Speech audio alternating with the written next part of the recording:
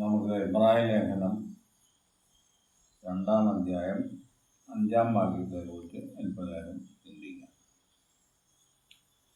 നാം പ്രസ്താവിക്കുന്ന ഭാവി ലോകത്തെ അവൻ ദൂതന്മാർക്കല്ലല്ലോ കീഴ്പ്പെടുത്തിയത്.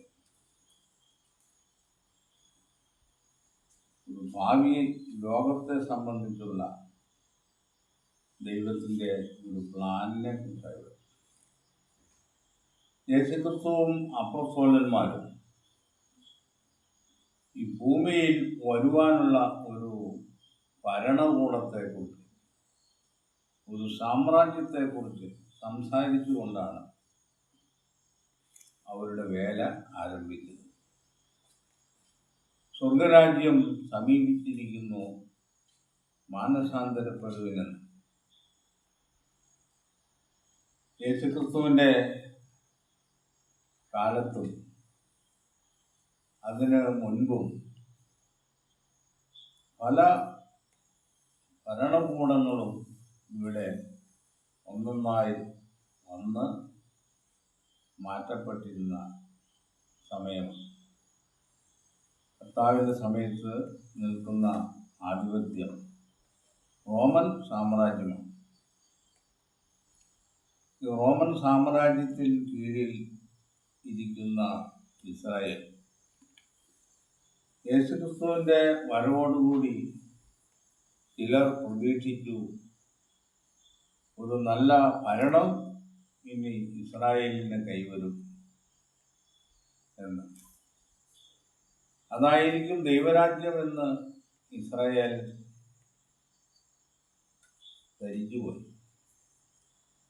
പക്ഷെ ഇസ്രായേൽ ധരിച്ചിരിക്കുന്ന വിധത്തിലുള്ള ഒരു രാജ്യത്തെക്കുറിച്ചല്ല യേശുക്രിസ്തു സംസാരിക്കുന്നതെന്ന് മറ്റു പല സംസാരത്തിൽ നിന്ന് നമുക്ക് മനസ്സിലാക്കാൻ. യേശുവിൻ്റെ വിസ്താരം ചെയ്യുന്ന സമയത്ത് പീലാത്തോസ് ചോദിക്കുന്നു, നിന്റെ സൈന്യം എപ്പോൾ വന്നു ചേരും? നീ എന്ത് ചെയ്തു എന്ന്. പീലാത്തോസും വിചാരിച്ചിരുന്നത് യേശു വളരെ രഹസ്യമായിട്ട് ഒരു സൈന്യത്തെ സജ്ജീകരിച്ച് വെച്ചിട്ടുണ്ടാവും, അവൻ യഥാസമയം ആഗതരാകും എന്നാണ്. അപ്പം കർത്താവ് പറഞ്ഞു, എൻ്റെ രാജ്യം ഐഹികമല്ല. എൻ്റെ രാജ്യം ഐഹികമാണെങ്കിൽ എൻ്റെ സൈന്യങ്ങൾ എനിക്ക് വേണ്ടി പോരാടുമായിരുന്നു എന്ന്. ഐഹികമല്ല എന്ന് പറഞ്ഞതിൻ്റെ അർത്ഥം ഈ ലോകപ്രകാരം കണക്ക് കൂട്ടുന്നത് പോലുള്ള ഒരു ഭരണകൂടമല്ല എന്നുള്ളത്. അപ്പം ഈ ഭാവി ഭരണകൂടത്തെ സംബന്ധിച്ച് ഇവിടെ അപ്പോസ്തലൻ പറയുന്നത്, യഹോവയായ ദൈവം ഈ ഭരണകൂടം ദൂതന്മാർക്കല്ല കീഴ്പ്പെടുത്തുന്നത്, പിന്നെയോ മറ്റ് ഒരു വിഭാഗത്തിനാണ്. ആ വിഭാഗത്തിൻ്റെ രാജാവായിട്ടാണ് യേശുക്രിസ്തു ഇവിടെ വന്നിരിക്കുന്നത്. അതുകൊണ്ട് കർത്താവ് പറഞ്ഞത്, ദൈവരാജ്യം നിങ്ങളുടെ ഇടയിൽ ഉണ്ടല്ലോ എന്ന് അന്ന് പറഞ്ഞു. അപ്പോൾ എന്താണ് ഉദ്ദേശിച്ചത്? ദൈവരാജ്യത്തിൻ്റെ പ്രധാന ആള് ഇവിടെ രാജാവ് സന്നിഹിതനായിരിക്കുക. അപ്പോൾ യഹൂദന്മാർക്ക് അതും ദഹിക്കുന്ന വിഷയമായിരുന്നു.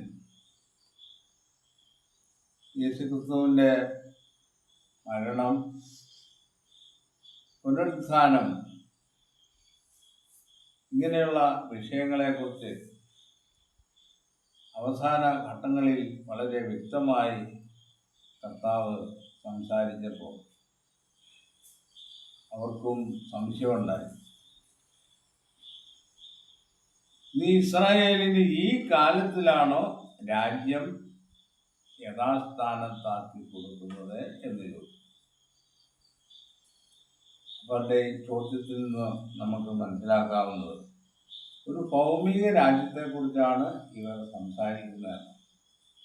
ഇസ്രായേലിൻ്റെ ഭരണകൂടം സിദക്കിയാവിൻ്റെ കാലത്ത് നഷ്ടപ്പെട്ടു. ആ നഷ്ടപ്പെട്ട ഭരണകൂടം ആ രാജപരമ്പരയിൽ യേശുക്രിസ്തു രാജാവായിരുന്നു കൊണ്ട് ഒരു രാഷ്ട്രീയ അധികാരം ഇവിടെ സ്ഥാപിക്കുമെന്നുള്ളതാണ്. പക്ഷേ ദൈവത്തിൻ്റെ നിർണയം ഈ രാജ്യത്തെ സംബന്ധിച്ച് ഈ വിധത്തിൽ അല്ലായിരുന്നു എന്ന് കർത്താവ് നമ്മളെ ആ പ്രാർത്ഥനയിൽ കൂടെ പഠിപ്പിക്കും. സ്വർഗസ്ഥനായ ഞങ്ങളുടെ പിതാവേ, നിന്റെ നാമം വിശുദ്ധീകരിക്കപ്പെടണം, നിന്റെ രാജ്യം വരണം, നിന്റെ ഇഷ്ടം സ്വർഗത്തിലെ പോലെ ഭൂമിയിൽ ആകണമെന്ന്. അപ്പൊ ദൈവത്തിൻ്റെ രാജ്യം ഈ ഭൂമിയിൽ മുഴുവൻ നിറയുന്ന ഒരു ഭരണകൂടം ആയിരിക്കുമെന്നുള്ള ആശയമാണ് കർത്താവോട് പറയുന്നത്.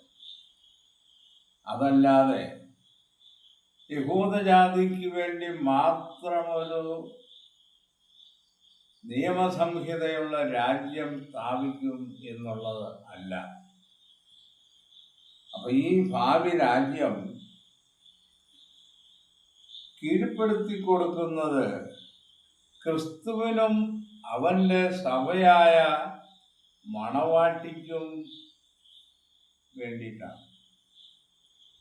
അതിനെയാണ് രാജകീയ പുരോഹിത കുലം എന്ന് പറയുന്നത്. രാജകീയ പുരോഹിത കുലം അടങ്ങുന്ന ഒരു ഭരണകൂടം ഭാവിയിൽ ഈ ഭൂമിയിൽ സ്ഥാപിക്കും എന്നുള്ളതാണ്.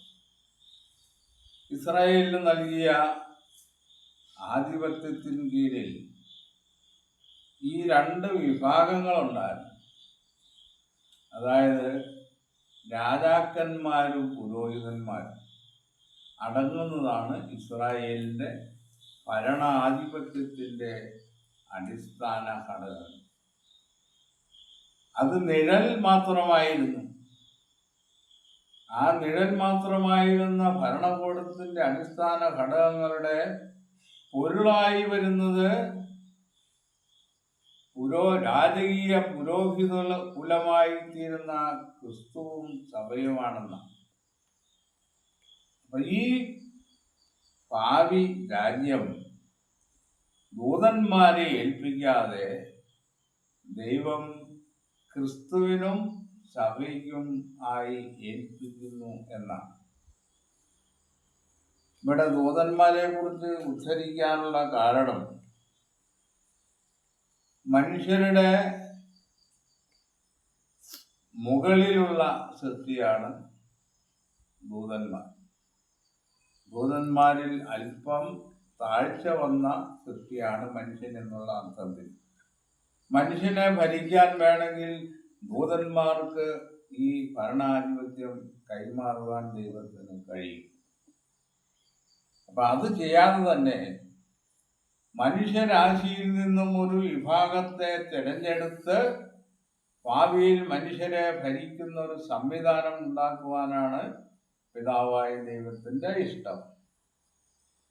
അതുകൊണ്ടാണ് യേശുക്രിസ്തുവും മനുഷ്യനായി ഭൂമിയിൽ വന്ന് ഇവിടുത്തെ കാര്യങ്ങളെല്ലാം അനുഭവിച്ച് അറിഞ്ഞ് പഠിച്ച് മനസ്സിലാക്കി അതിനൊരു പരിഹാരമുണ്ടാക്കിയും ആ ഭാവി രാജ്യത്തിൽ ക്രിസ്തുവിൻ്റെ കൂടെ ഭരണാധികാരികളായിരിക്കുന്നവരെ തിരഞ്ഞെടുക്കാനുള്ള വഴികളും ഇവിടെ ആരംഭിക്കുകയും ചെയ്തിട്ടാണ് യേശുക്രിസ്തു സ്വർഗാരോഹണം ചെയ്തത്.